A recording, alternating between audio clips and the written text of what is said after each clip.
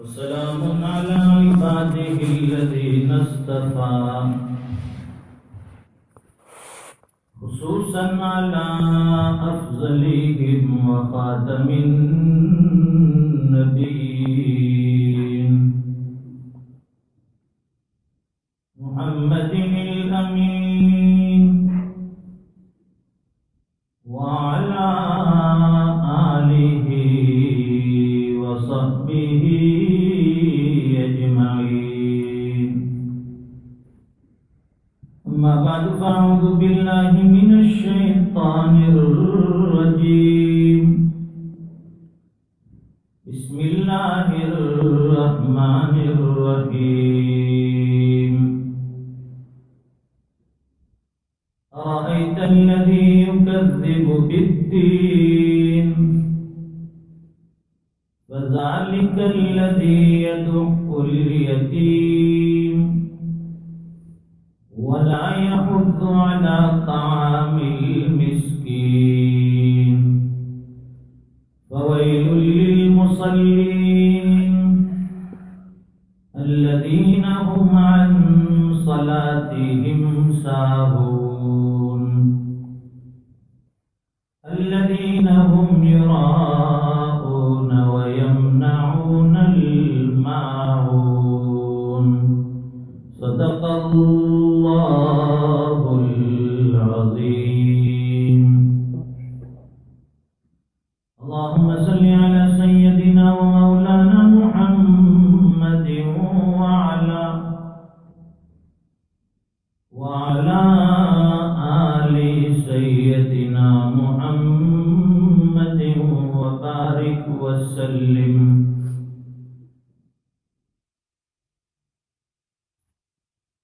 یہ سورۃ الماعون ہے.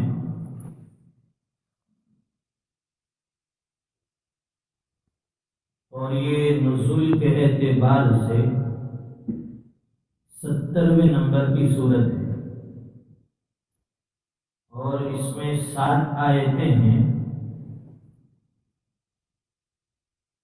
اس سورت میں اللہ تعالیٰ نے کفار اور منافقین کے افعال قبیحہ یا یوں کہیے کہ افعال مذمومہ کو بیان فرمائے. کافر وہ ہوتا ہے جو سرے سے رب کا انکار کرتے ہیں.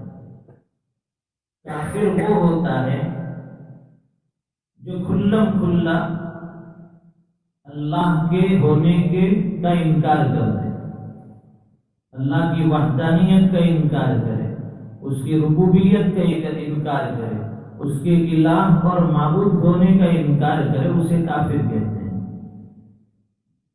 یعنی علل اعلان، کھلم کھلا. اور منافق کہتے ہیں کہ جو اوپر سے تو مسلمانوں جیسی ایکٹنگ کرے، دکھلاوا کرے، ظاہر میں مسلمانوں کا معاملہ کرتا ہو لیکن اس کا باطن، اس کا اندرون ایسا کھوکھلا اور گندا ہو کہ اس کے دل میں نہ آخرت کا یقین ہے نہ اللہ کے ہونے کا یقین ہے. ایسے لوگوں کو ہماری زبان میں دوگلا کہتے ہیں. کہتے ہیں کہ جدھر ہوا ادھر سپڑا. دوگلے لوگ، دونوں طرف جیسے ڈھول ہوتا ہے، ادھر سے بھی بجتا ہے ادھر سے بھی بجتا ہے.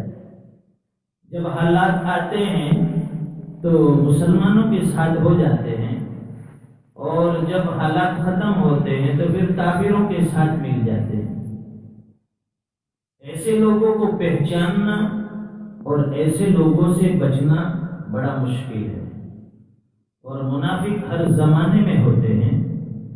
بعض ہوتے ہیں منافق اعتقادی جو سرکار کے دور میں تھے کہ جن کا نہ آخرت پر یقین ہے نہ اللہ کی ذات پر یقین ہے، وہ تو صرف دکھلاوا کرتے ہیں بچنے کے لیے، جان بچ جائے اور حلوے مالدے ملتے رہے مالی غنیمت میں سے. تو یہ منافق اعتقادی. اور سرکار کے زمانے سے اب قیامت تک جو منافق آئیں گے وہ منافق کے عمل ہے، ان کو منافق کے عمل ہی کہا جاتا ہے کہ ظاہر میں تو مسلمان ہے لیکن کام منافقوں جیسا کریں گے۔ اس لیے سرکار نے اس کی وضاحت فرمائی حدیث شریف میں، فرمایا آیت المنافق ثلاث، منافق کی بڑی بڑی 3 نشانیاں ہیں۔ 3 نشانی اس کو آپ دیکھیے اور ذرا اپنے آپ کو بھی اس پر پرکھنے کی اور اس کے ساتھ وزن کرنے کی کوشش کرے کہ کیا یہ 3 چیزیں میرے اندر ہے۔ اگر ہے تو آج سے توبہ کر لیں کہ کہیں منافق کی فہرست میں ہم داخل نہ ہو جائیں۔ اس لیے جو حضرت حذیفہ ابن الیمان رضی اللہ تعالیٰ عنہ ہے، رازدار رسول ان کا لقب ہے، اس امت کے رازدار رہے۔ سرکار نے بہت سی بھید کی باتیں، بہت سی قیامت تک کی آنے والی راز کی باتیں حضرت حذیفہ کو بدلا رکھی تھی۔ امیر المؤمنین حضرت عمر فاروق رضی اللہ تعالیٰ عنہ ایک مرتبہ حضرت حذیفہ رضی اللہ تعالیٰ عنہ کے پاس گئے اور کہنے لگے کہ حذیفہ مجھے ذرا یہ بھی بتاؤ کہ سرکار نے جو منافقین کی لسٹ تمہیں بتائی ہے، جو فہرست بتا رکھی ہے، اس میں کہیں عمر کا نام تو نہیں؟ اتنے بڑے صحابی امیر المؤمنین جن کے ذریعے اللہ تعالیٰ نے آدھی سے زیادہ دنیا میں اسلام کا فریرہ لہرایا، لیکن ان کو ڈر ہے تو اپنے منافق ہونے کا کہ کہیں میں تو منافق میں داخل نہیں ہوں۔ اور آج ہم لوگ ماشاء اللہ دیکھیے، ہمیں تو پورا یقین ہے کہ جنت تو اللہ نے ہمارے لیے بنائی ہے، ہم جنت کے ٹھیکیدار کہ اللہ تو بہت بڑے غفور ہے، رحیم ہے اللہ غفور بھی ہے، رحیم بھی ہے، لیکن وہ ساتھ میں قہار بھی ہے، جبار بھی ہے، پکڑنے پر آتا ہے تو اچھے اچھوں کا پانی نکل جاتا ہے۔ تو سرکار نے 3 نشانی بتائی، فرمایا آیت المنافق ثلاث، منافق کی 3 نشانیاں ہیں۔ مختصر کیونکہ وقت تنگ ہے اور ایک ایک کو اگر تفصیل سے گنایا جائے تو میرے خیال سے چاش کا وقت، اشراق کا وقت یہی ہو جائے گا، اس لیے بالکل شارٹ۔ نمبر 1، اذا حدث کذب، کہ جب وہ بات کرے تو بات میں جھوٹ بولے، ہے یا نہیں؟ سب ذرا گریبان میں منہ جان کر دیکھو کہ ہم نے زندگی میں جھوٹ بولا ہے یا نہیں، یا بول رہے ہیں یا نہیں۔ ہمارے بعض دوست تو یہاں برطانیہ میں آنے کے بعد کہتے ہیں کہ میں جب برطانیہ آیا تو ہمارے ایک مولانا یہاں کے، انہوں نے مجھے پہلے ہی بتا دیا کہ کتنا بھی بڑا وہاں سے انڈیا سے پاکستان سے عالم بن کر یہاں آتا ہو، لیکن یہاں کی سرزمین پر جب وہ قدم رکھتا ہے تو یہاں کی ہوا ایسی لگتی ہے کہ کتنا بھی ایماندار سچا ہو لیکن وہ پھر کلیم کرنا شروع کر دیتا ہے۔ تو دیکھیے وہ یہیں کے لوگ بتا رہے ہیں، مجھے تو معلوم نہیں ہے، اللہ حفاظت فرمائے۔ تو اذا حدث کذب، جب وہ بات کرے تو جھوٹ بولے۔ اب جھوٹ کے بھی 2 عمل ہے، ایک جھوٹ زبان سے ذریعے ہوتا ہے زبان کے، اور ایک عمل کے ذریعے سے۔ تو زبان کے ذریعے تو ہم روزانہ جھوٹ بولتے ہیں، سینکڑوں جھوٹ، اور اس میں بھی جو جتنا ملمہ سازی کے ساتھ، جتنا ملا جلا کر جھوٹ بولتا ہے، اس کو اتنا ماسٹر مائنڈ سمجھتے لوگ، یار بڑا چالاک آدمی ہے، کسی کے ہاتھ میں نہیں آتا ہے، لوگ اس کی تعریف کرتے ہیں، لیکن سرکار نے اسے منافق کہا ہے، یہ منافق آدمی ہے۔ اور منافق آخر میں بتاؤں گا کہ منافق کا حشر کیا ہوگا قیامت کے دن۔ نمبر 1، اب یہ جھوٹ کی تفصیل کرنے جائیں گے تو بہت لمبی تفصیل اس کی ہوگی۔ تو منافق جو جھوٹ بولے زبان سے، اس لیے اپنی سرکار نے تو بتایا کہ ایک حدیث میں فرمایا کہ کن لوگوں کا روزہ ٹوٹ جاتا ہے، حضور سے پوچھا گیا تو سرکار نے فرمایا کہ جو اپنی زبان سے غیبت کرتے ہو، جھوٹ بولتے ہو، ان کا روزہ ٹوٹ جاتا ہے۔ ہم تو روزے میں سینکڑوں روزانہ جھوٹ بولتے ہیں اور کتنے کی غیبتیں کرتے ہیں اور فخر کرتے ہیں، کتنے کو تانا دیتے ہیں، کتنے کی عزتیں ہماری زبان سے نیلام ہو رہی ہے۔ دوستو اللہ معاف فرمائے، پہلے تو یہ سمجھا جاتا تھا کہ امت کی ماں بہنوں میں، عورتوں میں یہ مرض زیادہ ہے، اور حقیقت میں یہ ہے مرض کہ ہماری ماں بہنوں کی زبان یہ کینچی سے زیادہ تیز چلتی ہے. وہ کینچی جتنی تیزی سے کپڑا نہیں کاٹتی اتنی تیزی سے عورتوں کی زبان رشتے کو کاٹ دیتی ہے, تعلقات کو کاٹ دیتی ہے. تو یہ زبان کے ذریعے جھوٹ بولنا, اس سے بھی روزہ ٹوٹتا ہے. تو یہ مرض اب آہستہ آہستہ مردوں میں بھی پھیل گیا ہے. اور یہ آپ کے یہاں کی بات نہیں, ہمارے انڈیا میں بھی یہی حال ہے کہ جہاں نکڑ پر چوراہے پر 4 آدمی جمع ہوتے ہیں, پھر وہ تیری میری اور اس کی ساتھ میں بیٹھے ہیں 4 آدمی, ایک اٹھ کر گیا بچے 3, اب وہ چوتھا جو گیا اس کی برائی شروع. اب 3 بچے ہیں, اس میں سے ایک اٹھ کر گیا تو اب وہ تیسرا جو گیا اس کی شروع. کسی کو بخشتے نہیں. حضرت امام ابو حنیفہ رحمۃ اللہ علیہ کے بارے میں کسی نے کہا بری بھلی بات کہی, یہ بڑے لوگوں کی بات ہے, اصلاح کا طریقہ ہے. تو حضرت ایک بڑا کھانچا لے کر گئے, اس میں طرح طرح کی نعمتیں, ہدیے, تحفے لے کر گئے, اور اس آدمی کا پتہ پوچھا کہ وہ بھائی کہاں رہتے جو کھلے عام میری برائی کر رہے ہیں.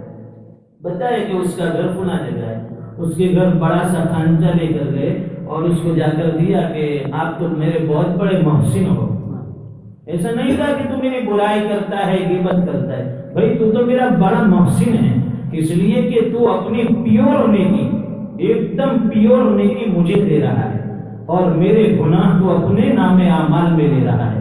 تو تجھ سے بڑا میرا فرینڈ, تجھ سے بڑا میرا ہمدرد اور تجھ سے بڑا میرا خیر خواہ کون ہو سکتا ہے؟ اس لیے میری طرف سے یہ تجھے تحفہ اور انعام ہے. وہ آدمی ہاتھ جوڑ کر رونے لگا کہ حضرت معاف کر دیجیے, بھول ہو گئی. یہ بزرگوں کی اصلاح کا بھی طریقہ ہے. اور حقیقت بھی یہی ہے کہ جو آدمی کسی کی برائی کرتا ہے, غیبت کرتا ہے, ہم اپنے نام اعمال میں جو نیکی پیور اور خالص ہے وہ اسے دے رہے ہیں, اور اس کے گناہ ہم لے رہے ہیں. اور سرکار نے بتایا کہ مفلس کسے کہتے ہیں؟ صحابہ اکرام سے پوچھا. مفلس کہتے ہیں کنگال کو, کنگال آدمی. تو صحابہ اکرام نے کہا کہ حضور جس کے پاس مال نہ ہو, دولت نہ ہو, اسے مفلس کہتے ہیں.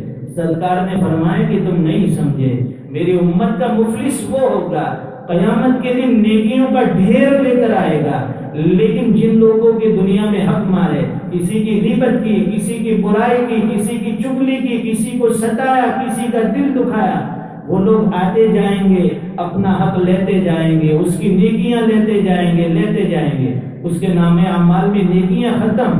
اب کیا, پھر بھی کچھ لوگ باقی ہوں گے. تو فیصلہ یہ ہوگا کہ اب ان لوگوں کے جو گناہ بچے وہ اس کے سر پر ڈال دو. آیا تھا نیکیوں کا ڈھیر لے کر, لیکن اب جا رہا ہے گناہوں کا بوجھ لے کر. اللہ تعالیٰ حفاظت فرمائے. فرمایا آیت المنافق ثلاث, منافق کی 3 نشانیاں ہیں. اذا حدث کذبا, کہ جب وہ بات کرے تو جھوٹ بولے. وَإِذَا وَعَدَ أَخْلَفَ, اور جب وہ وعدہ کرے تو وعدے کی خلاف ورزی کرے, پرومس توڑ دیتا ہے. بہت بڑے بڑے پرومس کھاتا ہے, نہیں پرومس جات کی, یا تو انگریزی میں پرومس ہوتی ہے, انڈیا میں بھی اتنی بھی ہوتی ہے. پہلے لوگ یہ سمجھتے ہیں کہ قسمیں صرف انڈیا والے کھاتے ہیں, لیکن یہاں والے اس سے 2 قدم آگے نکلے. اللہ معاف فرمائے. زبان سے دیا ہوا وعدہ جو ہمیں ہر حال میں نبھانا ہے, لیکن ہم اس کی بھی پرواہ نہیں کرتے, توڑ دیتے ہیں, اور احساس بھی نہیں ہوتا کہ یہ ہم نے کوئی گناہ کا کام کیا ہے. مثال کے طور پر ہم نے کسی سے کوئی وعدہ کر لیا کہ فلاں کام فلاں وقت میں کرنا ہے, تو وہ کہتا ہے کہ ہاں میں تمہارے ساتھ ہوں, لیکن وہ اس وعدے کو نبھاتا نہیں ہے. ایک مرتبہ ایک یہودی غالباً سرکار سے وعدہ کر کے گیا کہ آپ یہاں ٹھہریے, میں ابھی گھر جا کر آتا ہوں. اب سرکار اس جگہ پر ٹھہرے, وہ آدمی گیا اور بھول گیا. اسی جگہ پر جناب محمد رسول اللہ صلی اللہ علیہ وسلم 3 دن تک کھڑے رہے. تو آدمی مجھے زبان دے کر گیا ہے کہ میں ابھی آتا ہوں, 3 دن تک وہ نہیں آیا. صرف نماز کے لیے آتے ہوں گے, پھر واپس وہاں کھڑے کہ وہ آدمی وعدہ کر کے گیا ہے. لیکن ہمیں تو کچھ احساس ہی نہیں. ہمارے تو وعدے پہ وعدے, جیسے کورٹ کی تاریخ بدلتی, ہماری اس سے زیادہ تاریخ بدلتی اور وعدے بدلتے ہیں. اللہ حفاظت فرمائے. تو جس کو بھی آپ پرومس کرو, زبان دو, تو اس وعدے کو پورا کرو, اور نہ ہو سکے تو صاف منع کرو. آپ کسی کو کوئی مدد کے لیے کہتے ہیں کہ بھائی میں تیری ہیلپ کروں گا، کل صبح میں آ جانا. اب صبح جاتا ہے تو کہتا ہے کہ ابھی میں تھوڑا بیزی ہوں، شام کو آ جانا. شام کو جاتا ہے تو کہتا ہے کہ وہ تو شاپنگ گئے ہیں، پھر رات کو آنا. اب اس کے پاس دھکے کھلاتا ہے، وہ آتا ہے جاتا ہے. یہ مسلمانوں کی شان نہیں ہے. تو نمبر 2، وَإِذَا وَعَدَ أَخْلَفَ، جب وہ وعدہ کرے تو وعدے کی خلاف ورزی کرے. مثال کے طور پر جیسے کہ ہم نے کسی کو وعدہ کیا کہ آپ کا فلاں جگہ چندے کا بکنگ ہے. اب اس آدمی کو ہم نے کہہ دیا، لیکن عین وقت پر اس کو ہم نے ہٹا دیا، اس کی جگہ ہمارا کوئی تعلق والا گیا، اسے رکھ لیا. اس کے ساتھ ہم نے بہت بڑا دھوکہ کیا. زبان سے یہ جھوٹ بھی ہوا اور یہ وعدہ خلاف بھی ہوئی. ہمارے ساتھ بھی بارہا ایسا ہوتا ہے، بیان کے پروگرام فکس ہوتے ہیں لیکن عین وقت پر کبھی نہ بھی کہہ دیتے ہیں کہ بھائی آج تمہارا بیان کینسل ہو گیا، فلاں کا ہو جائے گا. تو یہ بھی وعدے کی خلاف ورزی. اللہ تعالیٰ امت کی حفاظت فرمائے. نمبر 3، وَإِذَا اؤْتُمِنَ خَانَ، کہ جب اس کے پاس کوئی امانت رکھی جائے تو اس میں پھاڑچا لگا دیتا ہے، خیانت کرتا ہے. یہ امانت میں پھاڑچے مارنے والا آدمی ہے. اس لیے سرکار کے زمانے میں لوگ سرکار کے جان کے دشمن تھے، لیکن مکہ مکرمہ میں بڑے بڑے جتنے بھی حضور کے دشمن تھے وہ سب اپنی اپنی امانتیں سرکار کے پاس آ کر رکھتے تھے. اس لیے کہ ان کو یقین تھا کہ اگر مکہ میں کوئی سب سے بڑا امانت دار ہے، کوئی سچا آدمی ہے تو محمد الرسول اللہ ہے. دشمن لوگ اپنی امانت حضور کے پاس رکھتے ہیں، اور ہمارا حال یہ ہے کہ آج دوست بھی نہیں رکھتا. اور یہاں تو ہمارے دوست کہتے ہیں کہ اب تو ٹرسٹ کرنے کا زمانہ نہیں رہا، سب کی ٹرسٹ کا زمانہ آ گیا کہ کسی پر ٹرسٹ نہیں کیا جاتا ہے، بھروسہ نہیں کیا جاتا ہے. حالات کچھ ایسے پیدا ہو گئے، اللہ حفاظت فرمائے. تو یہ سورہ ماعون ہے.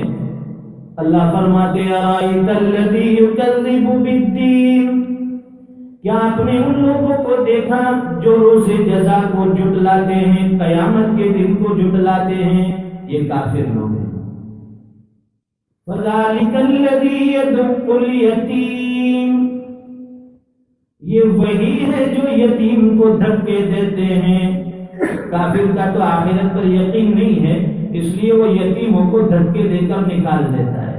اور سرکار کی سیرت یہ بتلاتی ہے کہ اگر کوئی یتیم ہے تو سرکار منبر پر لے کر تشریف فرما ہوئے اس یتیم کو اور اس کے سر پر ہاتھ پھیرا ہے کہ جو بھی یتیم کی پرورش کرے گا، اس کی کفالت کرے گا، اس کو لک آفٹر کرے گا، حضور نے فرمایا انا وکافل الیتیم کہاتین، میں اور اس یتیم کی پرورش کرنے والا دونوں جنت میں اس طرح سے ہوں گے، اتنے ساتھ ساتھ ہوں گے. یہ اسلام نے یہ عظمت دی، اسلام نے یتیم کے حقوق بتلائے. دوسرے مذہب میں یتیم کے ایسے حقوق نہیں، جس کا کوئی آسرا نہ ہو، سہارا نہ ہو، جس کے سر سے باپ کا سایہ ہٹ جائے تو معاشرے میں لوگ اس کو حقیر سمجھتے ہیں، کم درجے کا سمجھتے ہیں، گھٹیا سمجھتے ہیں. کوئی اس کو نظر میں نہیں لاتا. لوگ سمجھتے ہیں کہ یہ تو ایسے ہی لاوارث ہیں اور اس کے ساتھ اسی طرح کا سلوک کیا جاتا ہے. اس لیے حضور نے فرمایا کہ یتیم کی کفالت کرنے والا اور اس کے ساتھ محبت سے اس کے سر پر ہاتھ پھیرنے والا، اس کو پیار دینے والا، پیار کرنے والا، ہم دونوں جنت میں اس طرح سے ہوں گے. یتیم ہر جگہ ہوتے ہیں تو اس سے کم از کم ہم محبت تو کر سکتے ہیں. اس کے ساتھ اگر ہیلپ نہیں کر سکتے، مدد نہیں کر سکتے تو پیار بھری نگاہ سے اس کو اپنی گود میں لو، اس کے سر پر ہاتھ پھیرو. یہ سرکار کی سنت ہے. فَذَلِكَ الَّذِي يَدُعُّ الْيَتِيمَ وَلَا يَحُضُّ عَلَىٰ طَعَامِ الْمِسْكِينِ، اور وہ کسی مسکین کے کھلانے پر بھی ترغیب نہیں دیتے. یہ کافروں کی صفت بیان فرمائی، لیکن مسلمانوں میں آج یہ چیز ہے. فرمایا کہ کھانا کھلاؤ، کھانا کھلاؤ، ضرورت مندوں کو، بھوکوں کو، محتاج کو کھانا کھلانا ہے. تو یہ مطلب ہے کہ وہ جن کا آخرت پر یقین نہ ہو وہ کسی مسکین کو، محتاج کو کھانا نہیں کھلاتے، اور کھانا خود تو نہیں کھلاتے لیکن کھلانے کی ترغیب بھی نہیں دیتے کسی دوسرے کو.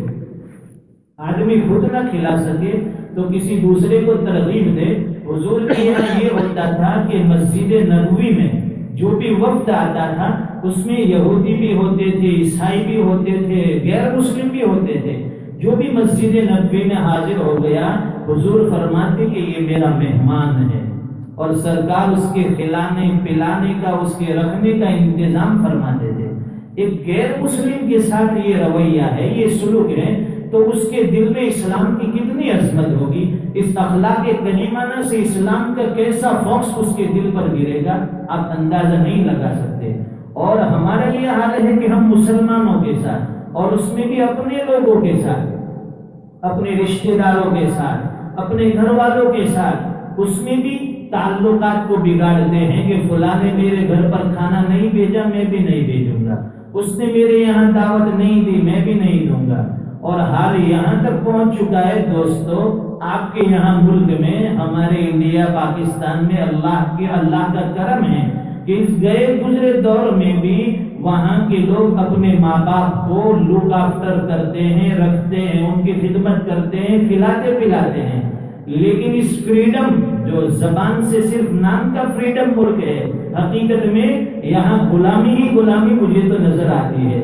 اس ملک میں لوگ کہتے ہیں کہ ہم فریڈم ہیں، لیکن حقیقت میں یہاں کے قانون سے ایسے بندھے ہوئے ہیں کہ بہت سے ماں باپ کو ہم نے روتے ہوئے دیکھا، آنکھوں سے آنسو بہاتے دیکھا۔ پوچھا جاتا ہے کہ کیا وجہ ہے، وہ بیچارے روتے روتے اپنی داستان سناتے ہیں کہ میرے اتنے بچے تھے، وہ سب شادی کر کر کے الگ الگ ہو گئے، یہاں کا قانون ہے ٹھیک ہے، لیکن اس کے بعد فرماتے ہیں کہ کبھی مڑ کر بھی وہ ہماری خدمت نہیں کرتے، کبھی مڑ کر بھی نہیں آتے، اپنے بچوں کو بھی نہیں لاتے، اور نہ کسی طرح کی ہماری دیکھ بھال کرتے ہیں۔ تو اولاد ہونے کے ناطے ہمارا فریضہ ہے کہ ہفتے میں کم از کم 1 مرتبہ 2 مرتبہ اپنے والدین کے وہاں جاؤ، چاہے شوہر ہو یا بیوی ہو، ہسبینڈ ہو یا وائف ہو، اور اگر وہ کھانا نہیں بنا سکتے تو ان کے گھر کھانا پہنچانا ہماری ذمہ داری ہے، ہم کھانا پہنچائیں گے ان کے گھر پر۔ یہاں کی گورنمنٹ کو آپ نے نہیں دیکھا کیا یہ وہ بوڑھے لوگ وہ ان کے ماں باپ کہلاتے ہیں، لیکن اللہ نے ان کے دلوں میں انسانیت کا درد دیا ہے، جو بے سہارا ہوتے ہیں، جو کھانے کے محتاج ہیں، پکانے کے محتاج۔ تو گورنمنٹ کی گاڑی کو ہم نے آتے دیکھا، وقت پر ان کو دونوں وقت میں ٹفن پہنچایا جاتا ہے، کھانا پہنچایا جاتا ہے، دوائیں پہنچائی جاتی ہے۔ تو اللہ کا احسان ہے کہ یہاں اتنی سہولت ہے، لیکن یہ فریضہ تو ماں باپ کے اوپر بچوں کا ہوتا ہے کہ بچے اپنے ماں باپ کی خدمت کریں۔ حضرت موسیٰ علیہ السلام کو بتلایا گیا کہ فلاں آدمی جنت میں تمہارا رفیق ہوگا، تمہارے ساتھ رہے گا۔ وہ دیکھا کہ اب یہ آدمی میرا کوئی کالا کروڑا آدمی جنگل میں لکڑیاں کاٹ رہا ہے، پوچھا کہ وہ میرا کیسے ساتھی ہو سکتا ہے جنت میں، اس کا کوئی عمل تو جا کر دیکھو۔ تو وہ گھر گیا، اس کے پیچھے پیچھے گئے تو اس نے پہلے برابر اچھی طرح سے گوشت کاٹا، اور گوشت کاٹ کے تھوڑا سا گوشت دھویا اپنے ہاتھوں سے، دھو کر اسے پکایا، پکا کر وہ کھانا دور کہیں لے کر گیا جنگل میں۔ وہاں ایک بڑھیا تھی، اور وہ بڑھیا جو آنکھوں سے معذور تھی، ہاتھ پیر سے معذور تھی، صرف کھاٹ پر سوئی ہوئی تھی۔ تو وہ جوان وہاں گیا اور اس نے جا کر اس بڑھیا کے منہ میں نوالا رکھا، لقمہ رکھا۔ وہ بڑھیا منہ کھول کر چباتی جاتی ہے، کھاتی جاتی ہے، اور اس کے ہونٹ جو ہے پھڑ پھڑاتے ہیں۔ تو حضرت موسیٰ علیہ السلام فرماتے ہیں کہ میں قریب گیا اور جا کر کان لگا کر میں نے سنا کہ یہ کیا کہتی ہے۔ تو وہ اپنے بچے کو، یہ آنے والا اس کا بچہ، اسے دعائیں دے رہی تھی کہ میرے بیٹے اللہ تعالیٰ تجھے جنت میں موسیٰ علیہ السلام کے ساتھ جگہ نصیب فرما دے۔ دیکھیے ایک ماں کی خدمت، دیکھیے کہ ماں دنیا میں دعائیں دے رہی ہے، اور اللہ نے دنیا سے جانے سے پہلے اس کی دعا قبول فرمائی، اور حضرت موسیٰ کے ذریعے تصدیق بھی ہو گئی۔ وہ بڑھیا بچے کو دعائیں دے رہی، اللہ میرے بیٹے کو جنت میں موسیٰ علیہ السلام کے ساتھ رکھنا۔ تو یہ سب جتنی بھی فضیلتیں ہیں اولاد کے لیے اس وقت ہیں جب وہ ماں باپ کی خدمت کرے۔ اور دوسری بات جو ہے ساس بہو کے جھگڑے، یہ ہر جگہ ہے۔ وہ بہو کہتی ہیں کہ ہم اپنے ساس کی، اپنے غسل کی خدمت نہیں کریں گے، اور ہماری یہ کوئی ذمہ داری نہیں، اس تفصیل میں جانے کا موقع نہیں ہے. ایک شارٹ میں چھوٹا سا پوائنٹ اور نقطہ اتنا ضرور یاد رکھے کہ جن کے ذہنوں میں یہ بات گھسی ہوئی ہے، یہ بات بیٹھی ہے کہ ان کو کھلانا پلانا ہماری ذمہ داری نہیں ہے، تو پھر یہ ضرور یاد رکھے کہ ایک دن وہ آنے والا ہے کہ جب تیری اولاد، یہی تیرے لڑکے جب جوان ہو کر شادی کر کے جدا ہوں گے، اس وقت تجھے کھلانے پلانے کی ضرورت ہوگی. تیرے بچے چاہیں گے کہ اپنے ماں باپ کو کھلائے، لیکن ان کو ایسی بیوی ملے گی جو روک دے گی کہ نہیں، یہ تیرے ماں باپ بوڑھے ہو گئے، ان کو کھلانے کی ہماری ذمہ داری نہیں ہے. تو وہ دن ہمارے لیے آنے والا ہے. اور اللہ تعالیٰ بعض مرتبہ عبرت کے طور پر ایسے واقعات دنیا میں بدلاتے ہیں تاکہ لوگوں کو عبرت حاصل ہو جائے. تو اپنے بوڑھے والدین کا خیال رکھے، اپنے رشتہ داروں کا خیال رکھے، اپنے پڑوسیوں کا خیال رکھے.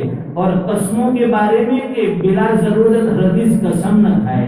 ہماری یہ عادت ہے کہ بات بات میں میری ماں کی قسم کھاتا ہوں، میرے بچے کی قسم کھاتا ہوں، کعبہ کی قسم کھاتا ہوں، قرآن کی قسم کھاتا ہوں.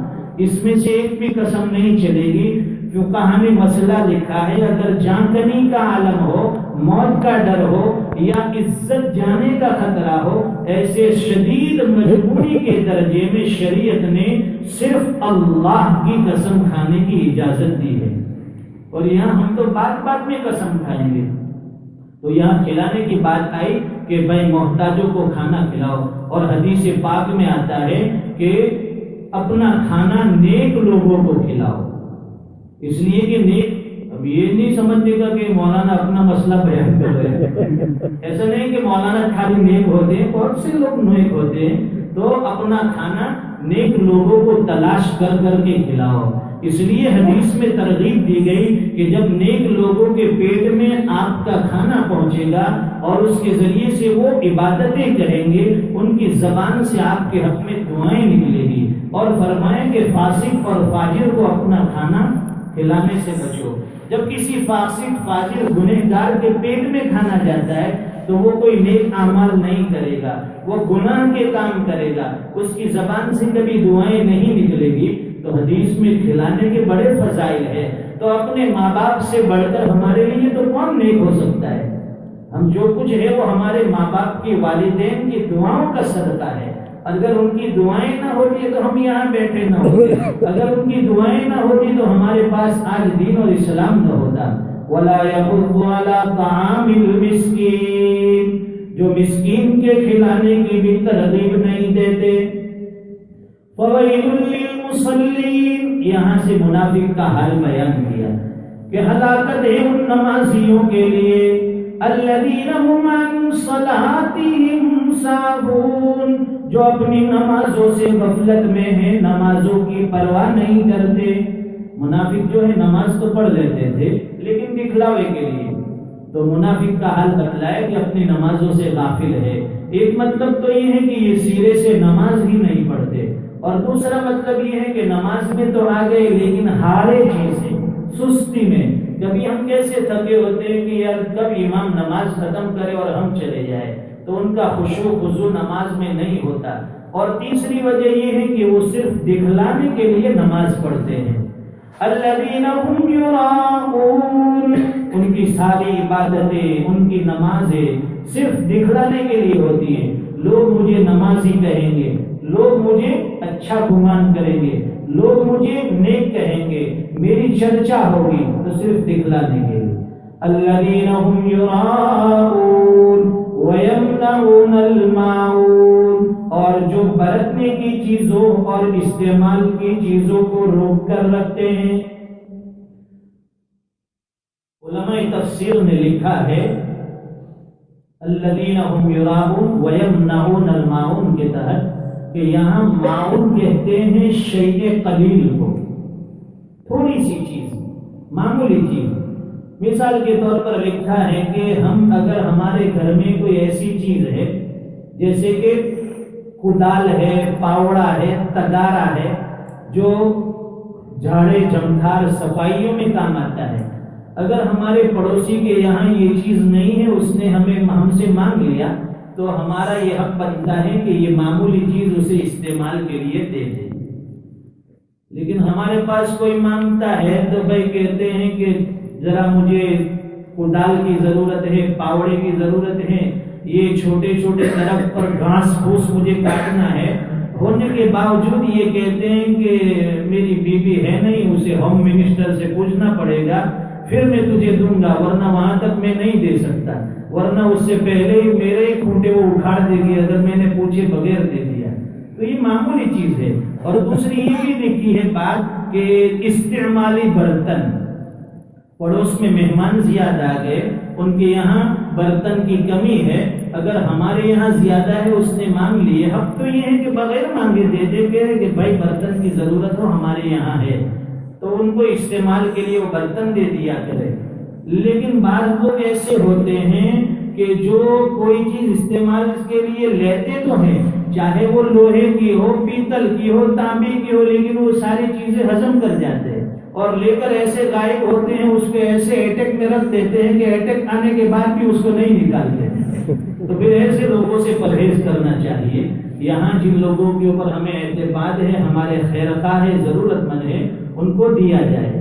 اور حضرت علی رضی اللہ تعالیٰ اور دوسرے بعض علماء کا قول ہے کہ یہاں شیء قلیل سے مراد زکوٰۃ ہے، اس لیے کہ زکوٰۃ بہت تھوڑی سی ہے۔ اللہ تعالیٰ نے ہمیں جو مال دیا ہے اس مال کا 40واں حصہ بہت کم کہلاتا ہے، وہ 40واں حصہ اٹھا کر اللہ کے راستے میں دینا ہے زکوٰۃ کے طور پر، باقی سب تیرا مال پاک ہو جائے گا۔ اور زکوٰۃ کہتے ہیں کہ مال کی پاکی کو، زکوٰۃ کہتے ہیں مال کے بڑھنے کو۔ جو آدمی زکوٰۃ نکالتا ہے وہ کبھی کنگال نہیں ہوتا، جو آدمی صحیح طور پر زکوٰۃ نکالتا ہے وہ کبھی بھوکا نہیں رہتا، جو آدمی صحیح طور پر زکوٰۃ نکالتا ہے اس کے گھر میں کبھی چوری نہیں ہوتی۔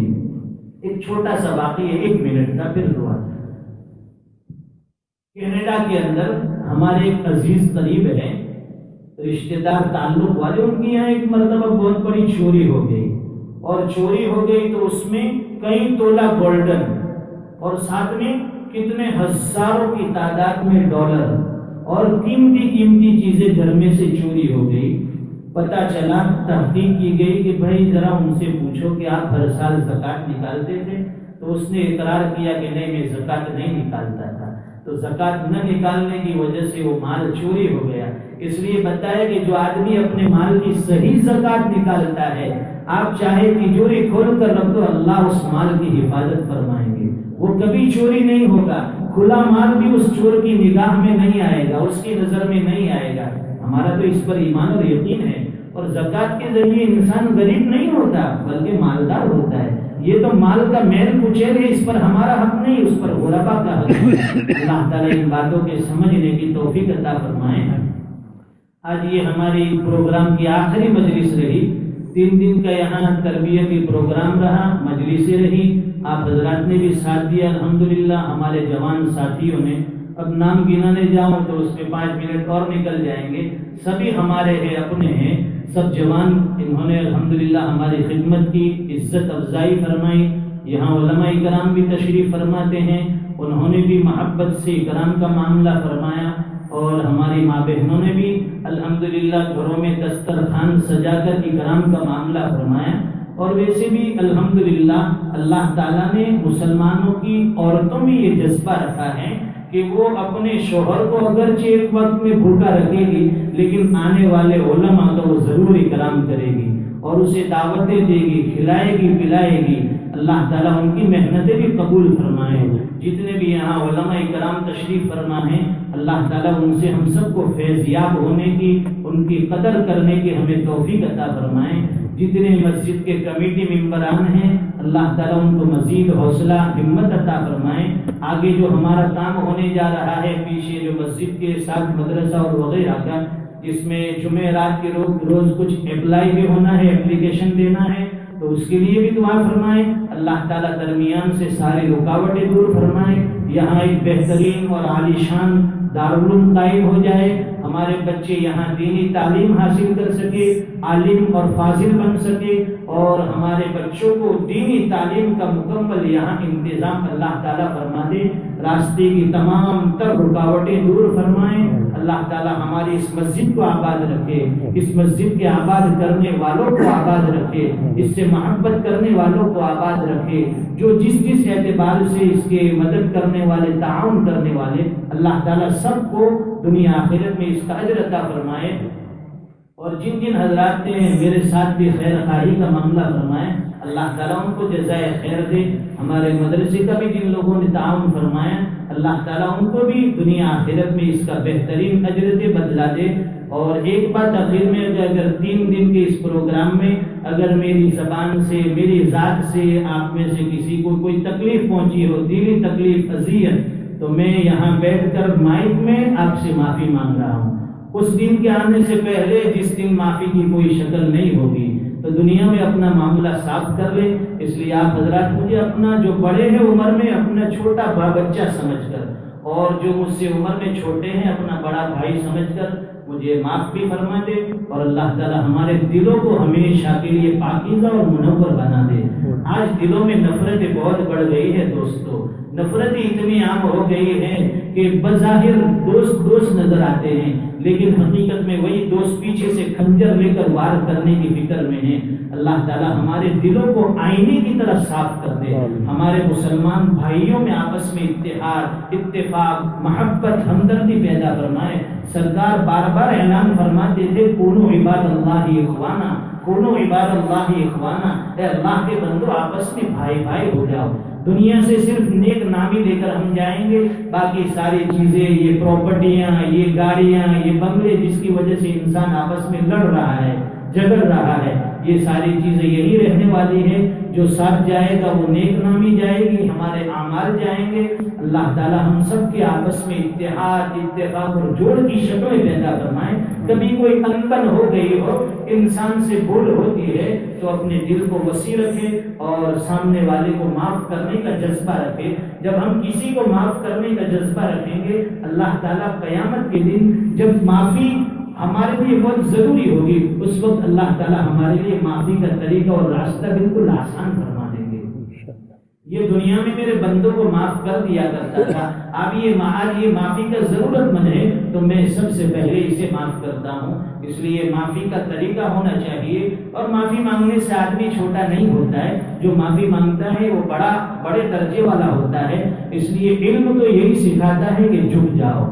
جو جتنا بڑا عالم ہوگا، جتنا بڑا متقی اور پرہیزگار ہوگا، اللہ تعالیٰ نے اسے دولت تواضع عطا فرمائی ہوگی، اس کے اندر سمتھنگ نہیں ہوگا، بڑکپن نہیں ہوگا، اپنے آپ کو بڑا نہیں سمجھے گا، بلکہ وہ اپنے چھوٹوں کے ساتھ شفقت کا معاملہ، بڑوں کے ساتھ ادب اور احترام کا معاملہ فرمائے گا۔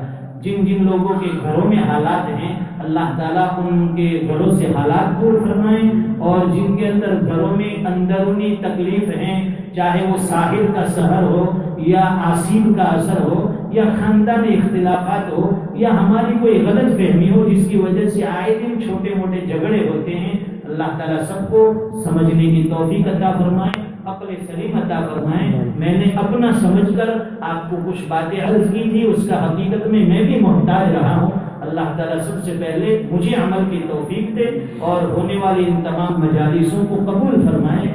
آگے بھی جہاں جہاں مجھے پہنچنا ہے آپ حضرات بھی دعا فرمائیں، اللہ تعالیٰ وہاں پہنچنا میرے لیے بھی آسان فرمائے۔ بار بار ہر سال اسی طرح ہماری ملاقات ہوتی رہے۔ اس سال کوئی پروگرام کا ارادہ تو نہیں تھا، لیکن ہمارے شبیر بھائی، عبدالرؤوف بھائی ہے، یہ ہمارے جوان احمد بھائی وغیرہ کا اصرار رہا کہ مفتی صاحب کے کم از کم 2-3 دن تو یہاں ہونے چاہیے۔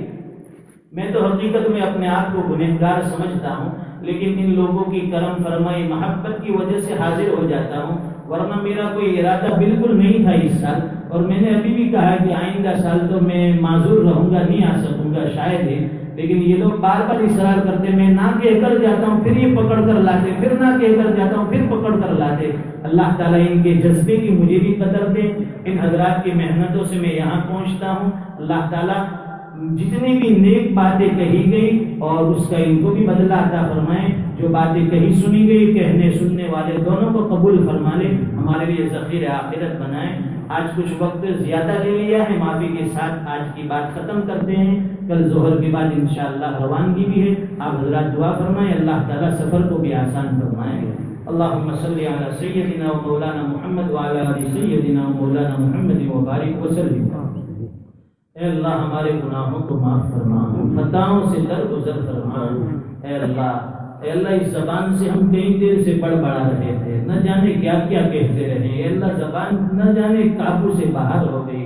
اے اللہ اگر ایسی کوئی بات ہو گئی ہے جو لغزش میں شمار ہوتی ہے، جو خطا کہلاتی ہے، اللہ معاف فرما دے۔ اے اللہ ہم بات اس لیے کہہ رہے تھے، اس لیے کہ کہنے والے کے اوپر زیادہ اثر ہوتا ہے، سننے والے سے زیادہ کہنے والا اس پر عمل کا زیادہ مستحق ہوتا ہے۔ اے اللہ ہمیں بھی اس پر عمل کی توفیق سعید عطا فرما۔ اے اللہ ہمارے جتنے بھائی ہیں یہاں رہنے بسنے والے، اے اللہ مختلف ممالک سے یہاں آ کر بسے ہوئے ہیں، رہتے ہیں، اے اللہ ان سب کی جان مال عزت آبرو ایمان و یقین کی حفاظت فرما۔ اے اللہ دین کی نسبت پر ہم سب کے یہاں جمع ہونے کو قبول فرما۔ اے اللہ جتنے دن یہاں قیام رہا ہے، اے اللہ یہاں کی حاضری کو قبول فرما۔ جن لوگوں نے ہمارا جس اعتبار سے اکرام کیا، تعاون فرمایا، خدمتیں کی، اے اللہ ان کی خدمت جلیلہ کا دنیا آخرت میں بہترین بدلہ عطا فرما۔ اگر کسی نے ہمارے ساتھ محبت کا معاملہ فرمایا، اے اللہ آپ بھی ان کے ساتھ خصوصی محبت کا معاملہ فرما دیجیے۔ اے اللہ جنہوں نے ہمارے اکرام فرمایا، کل میدان محشر میں آپ بھی ان کے ساتھ اکرام کا معاملہ فرما دیجیے۔ اے کریم آقا کرم کا معاملہ فرما۔ اے اللہ ہم کمزور ہیں، گناہ ہو جاتے ہیں، اے اللہ نافرمان ہیں، نافرمانیاں ہو جاتی ہے، اے اللہ چھوٹوں سے بھول اور نافرمانی ہوتی ہے اور بڑوں کا کام معاف کرنا ہوتا ہے۔ اے اللہ آپ تو سب سے بڑے ہیں، اے اللہ ہم جیسے چھوٹوں کو معاف فرما دیجیے۔ اے اللہ ہماری اصلاح فرما دے، ہماری نسلوں میں دین زندہ فرما دے۔ اے اللہ ہماری نسلوں میں دین زندہ فرما۔ اے اللہ ہماری ماں بہنوں کو صحیح سمجھ عطا فرما۔ اے اللہ ان کی عزت اور ناموس کی حفاظت فرما۔ اے اللہ خود اپنی حفاظت کے بارے میں انہیں سمجھ بوجھ عطا فرما۔ اے اللہ بعض مرتبہ جب گھر کے ذمہ دار حضرات ان کو سمجھانے کی کوشش کرتے ہیں، لیکن نادانی میں وہ یہ سمجھتی ہیں کہ یہ ہمارے دشمن ہے، اے اللہ ان کو صحیح سمجھ عطا فرما دے۔ اے اللہ اولاد کو ماں باپ کی خدمت کرنے کی توفیق عطا فرما، ماں باپ کے حقوق پہچاننے کی توفیق عطا فرما، خاندانی اختلافات اور جھگڑوں کو ختم فرما۔ اے اللہ ہمارے یہاں جو علماء ہیں ان کی ہمیں قدردانی عطا فرما، ان کی عمروں میں برکت عطا فرما، ان کے فیض سے ہمیں فیضیاب فرما۔ اے اللہ جتنے بھی مسجد کے ممبران ہیں، محنت کرنے والے ہیں، سب کی محنتیں قبول فرما۔ اے اللہ اس مسجد کو آباد فرما۔ اے اللہ اطراف میں دوسری جتنی بھی مساجدیں ہیں، اللہ اس کو آباد فرما۔ اے اللہ پورے عالم کے مسلمانوں کی جان مال عزت آبرو ایمان و یقین کی حفاظت فرما۔ اے اللہ ہر نیکی اور ہر خیر کو قبول فرما، آئندہ نیکی اور خیر کا جذبہ عطا فرما۔ اے اللہ پچھلی زندگی میں جو گناہ ہوئے معاف فرما، آنے والی زندگیوں میں ہر گناہ کرنے سے ہماری حفاظت فرما۔ اے اللہ جو کچھ مانگا وہ عطا فرما، مانگنا رہ گیا اپنے فضل سے نصیب فرما۔ ربنا تقبل منا انك انت السميع العليم وتب علينا انك انت التواب الرحيم وصلى الله على النبي الكريم آمين برحمتك يا ارحم الراحمين۔